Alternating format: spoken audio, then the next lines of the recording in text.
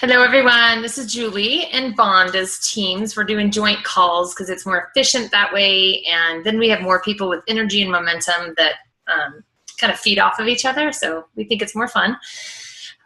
Just in case you haven't done these or forgot how it works, if everybody can stay muted unless you have a question and you're trying to actually get our attention, that is helpful because the screen will bounce around to whoever's making the most noise. So if you're moving around your computer, then all of a sudden people are going to see you, and you may not want it, and B, it's just distracting when someone's trying to focus. Absolutely, if you have something to say, take it off mute, interrupt, totally fine. So for tonight, I'd kind of like to start the evenings with some sort of direction or theme. And we decided, well, I decided this piece actually, and Vonda said, great job, is to go with desire. Last week we did hope. And this week, just like last week, I'll probably cut it at the end of my little blurb, just because at some point I'm going to put all these together and line them up. And then we'll finish the rest of the call. We'll unrecord and then start the recording again. So as we're talking about desire, kind of what I want to focus on is the express wish of wanting or longing or craving for something.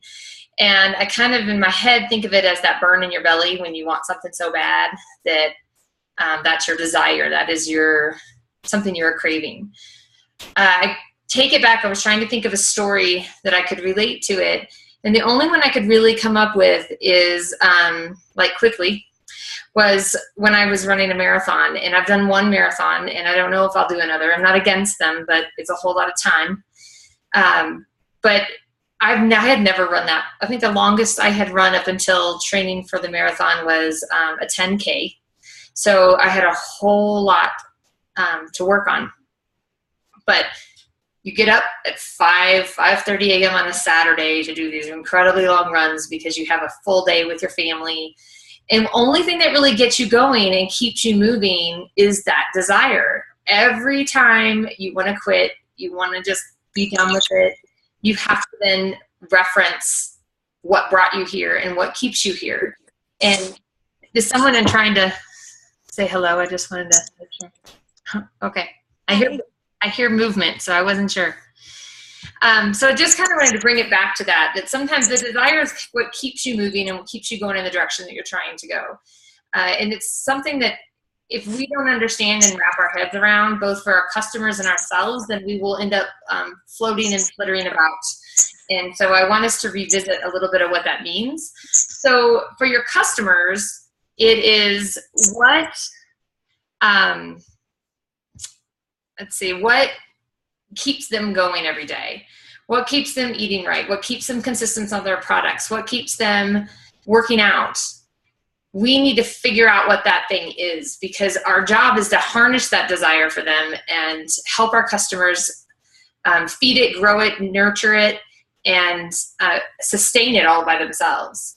So we know, because we are Plexus ambassadors, that people need and want Plexus in their lives. So the biggest problem that we have, and the most rejection we get of people not wanting our help, is people don't understand, because they don't understand what Plexus is about, or maybe they don't have the hope or the desire to do better or feel better. So our job is to help, like last week, kind of get the hope, have them wanting hope, and then to harness the desire, like find that spot, the sweet spot that they really want to help them feel better and do better for their life. So how do we do this? We need to listen to our customers. I know they say this all the time, we have one mouth and two ears. We need to listen twice as much as we talk. But it's true. Your customers will give you hints, and they won't necessarily tell you. They will tell you they're out to lose weight, and then the next thing you know, you're talking to them on the phone at 11 a.m. and they're yawning. They're telling you, they're talking. You just have to listen.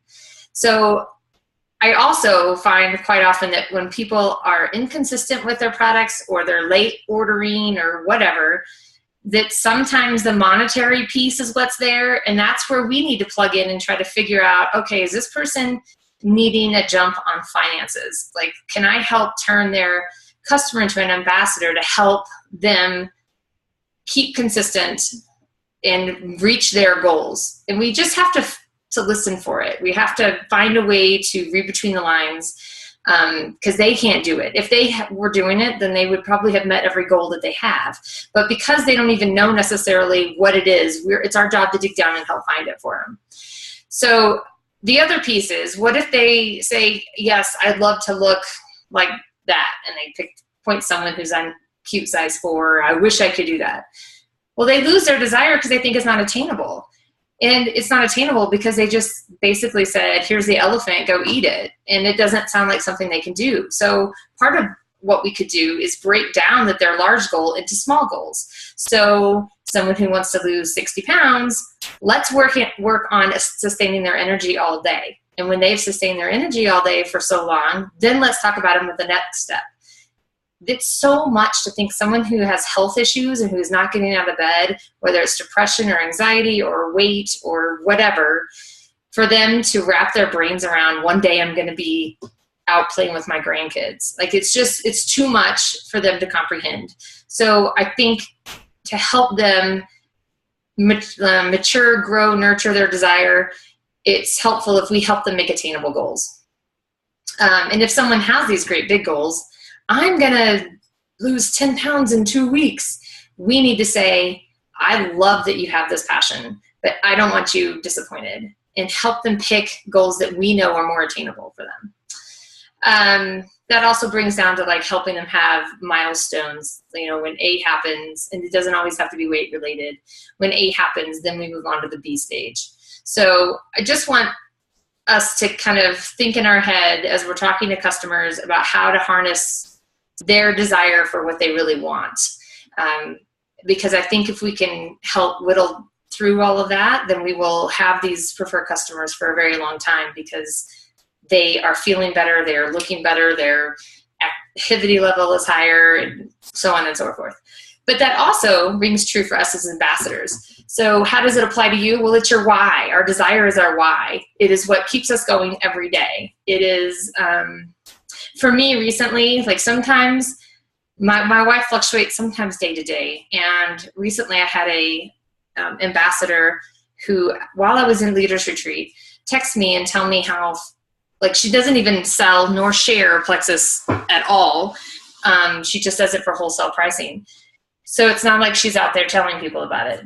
But she wrote me and just thanked me out of nowhere for sharing it with her. And then come to find out, it's a long story, she's about to go get an insulin pump, and Plexus has kind of saved her from having to do that. But I watched her, she's practicing telling her testimony, because we have a meeting here in town that we really hope happens tomorrow night.